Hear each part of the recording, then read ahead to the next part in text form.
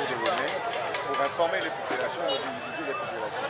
Pour nous, c'est très important pour que toutes les populations soient concernées par l'alternance politique au Togo. Et vous n'êtes pas sans savoir que de son côté, le président national est également en train de faire une tournée nationale qu'il a déjà amené à près de 200 visites meetings dans 200 localités à l'intérieur du pays.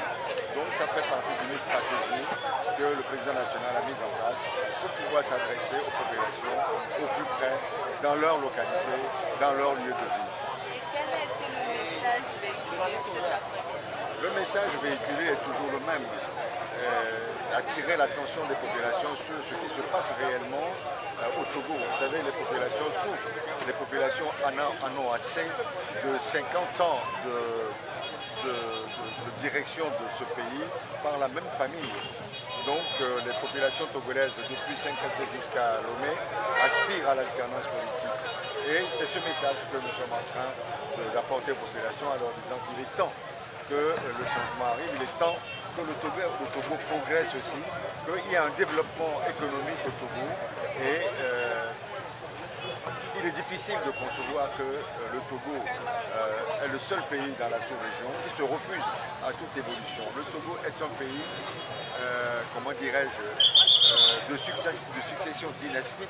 C'est un pays rétrograde, c'est un pays dictatorial, à l'image de la Corée, et c'est inacceptable aujourd'hui au XXIe siècle. Donc il faut que cela change, il faut qu'il y ait d'autres personnes qui prennent la destinée de notre pays en charge pour que le pays, le Togo, puisse évoluer comme cela se doit, comme tout Togolais peut l'espérer.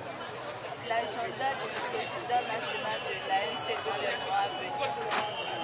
Vous savez que le président national est en France actuellement, il est en Europe, puisqu'il était en Belgique et puis à Paris, où il a rencontré l'Union européenne, il a rencontré les responsables français, aussi bien à l'Élysée qu'au Quai d'Orsay, jeudi dernier il était au Quai d'Orsay. Il a rencontré d'autres personnalités politiques, toutes françaises et étrangères, et il a rencontré votre collègue, le responsable de la presse internationale. Et à ce titre, je peux vous annoncer déjà qu'il sera reçu par Africa 24 mardi prochain, dans le journal à 11h GMT, et il sera reçu également par les journalistes de Africa 24 dans la soirée. Il sera également sur RFI le mardi matin et il sera de retour chez nous le mercredi en fin de journée.